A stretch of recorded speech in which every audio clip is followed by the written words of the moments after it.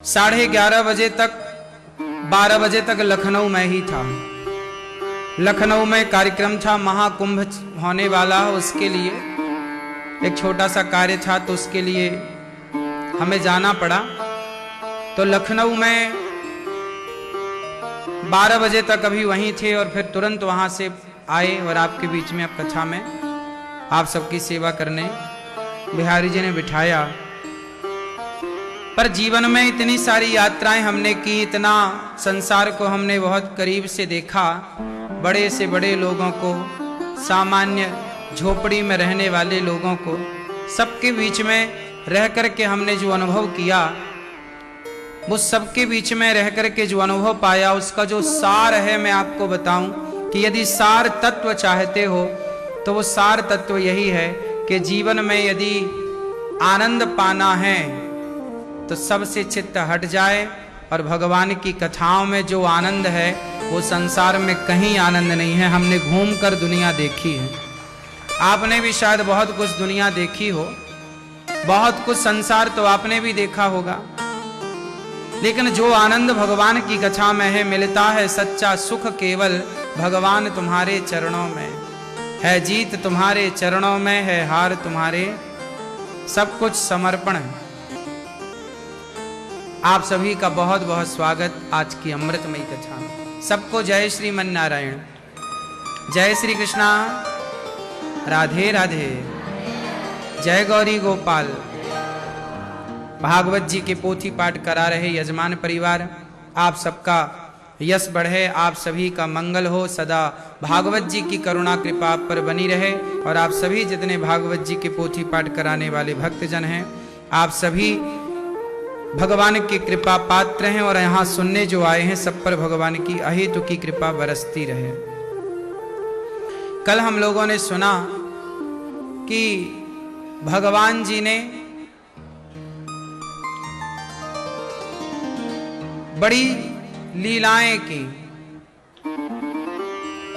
दिव्य सेवा की, गिरिराज जी को उठाया, कछु माखन को बल बढ़्यो, कछु गोपन करी सहाय, श्री राधा की कृपा भई मैंने गिरिवर लियो उठाय। भगवान गोवर्धन उठाते हैं, पहाड़ उठाते हैं ना भगवान जी। गोवर्धन क्यों उठाए भगवान, गिरिराज जी को क्यों उठाए? क्योंकि सभी पहाड़ों का प्रतिनिधित्व कोई करने वाला है तो भगवान गिरिराज जी करते हैं। भगवान एक पर्वताकार हैं। आपने एक चौपाई सुनी होगी, भयं पर्वताकार शरीरा, भयं पर्वता, ये चौपाई हनुमान जी के लिए प्रयोग है, लेकिन भगवान पर्वत के आकार में भी हैं। अब जैसे बद्रीनाथ में कौन है? बद्रीनाथ जी में नर नारायण भगवान की पूजा होती है, तो नर नारायण वहां कोई मूर्ति थोड़ी है, वहां नर एक पर्वत है और नारायण दूसरे पर्वत हैं। आमने सामने जो दो पर्वत हैं वही नर नारायण के रूप में बद्रीनाथ जी में पूजा उनकी होती है। तो हमारे यहाँ जो शिला है, इसलिए हमारे यहाँ जो भगवान अधिकांश मंदिरों में विराजते हैं ना, वो शिला रूप में भगवान की प्रतिमा होती है। शिला होती है ना, पत्थर की मूर्ति होती है। तो हमारे यहाँ पत्थर की मूर्ति प्रतिष्ठित करने की परंपरा है, हर मंदिर में अधिकाधिक पत्थर की ही प्रतिमा होती है। और हमारे यहाँ गिरिराज जी की पूजा होती है। तो भगवान ने गिरिराज जी उठाकर समाज को यह मैसेज दिया कि देखो, तुम्हारी माँ है चेतन, आत्मा है तुम्हारी माँ, चेतना है तुम्हारी माँ, तुम्हारी माँ, तुम्हारे पिता, चींटी, हाथी, सब चेतना से भरे हैं। तो मैं चेतन जीव मैं भी हूं, चेतना के साथ भी हूं। और जो जड़ है, जड़ मीन्स पत्थर, पत्थर जड़ है, तो जड़ से लेकर चेतन तक सब में कौन समाया है? भगवान। तो गिरिराज जी भगवान ही गिरिराज जी बन करके पधारे हैं, भगवान गिरिराज जी के रूप में आज हम कलिकाल में दर्शन कर पा रहे हैं गिरिराज जी का।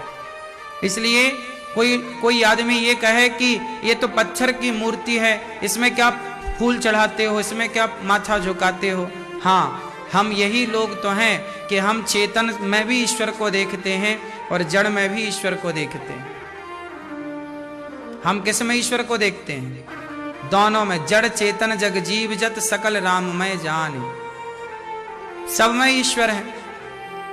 हम कितने भाव से भरे हुए संस्कृति में प्रकट भये हैं, पैदा हुए हैं कि हमारे यहाँ पत्थर में भी ईश्वर को देखा जाता है।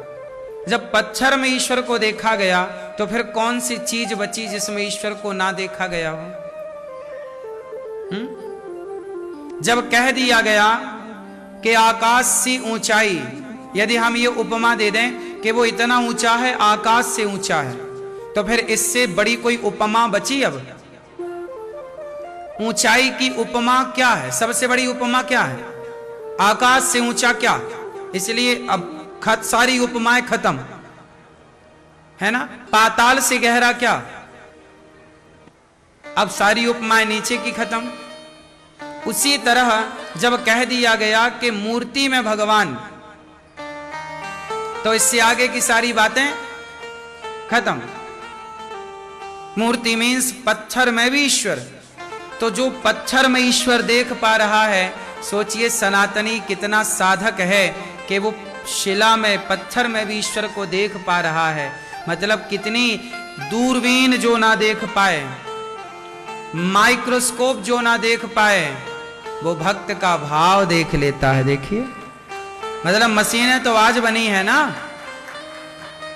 मशीनें तो आज काम कर रही हैं, लेकिन हिरण्यकश्यपु नहीं देख पाया। हिरण्यकश्यपु बोला ये खंबा है, पर प्रहलाद जी बोले नहीं, जिसे आप खंबा कह रहे हैं वो भगवान है। और जब प्रहलाद जी ने कहा कि ये भगवान है, तो प्रहलाद के वचन को गलत करने के लिए हिरण्यकश्यपु ने उस पत्थर को तोड़ा कि देखूं यदि तेरा भगवान है तो निकलेगा क्या। तोड़ा तो भक्त के वचन को सत्य करने के लिए भगवान खंबे से प्रकट हो गए। मतलब हिरण्यकश्यपु जो नहीं देख पा रहा है, प्रहलाद वो देख पा रहे हैं। बात समझ में आई? संसार का व्यक्ति जो नहीं देख पाता, वो भक्त देख लेता है। इसलिए भक्ति की दृष्टि सांसारिक व्यक्ति की दृष्टि से ज्यादा है।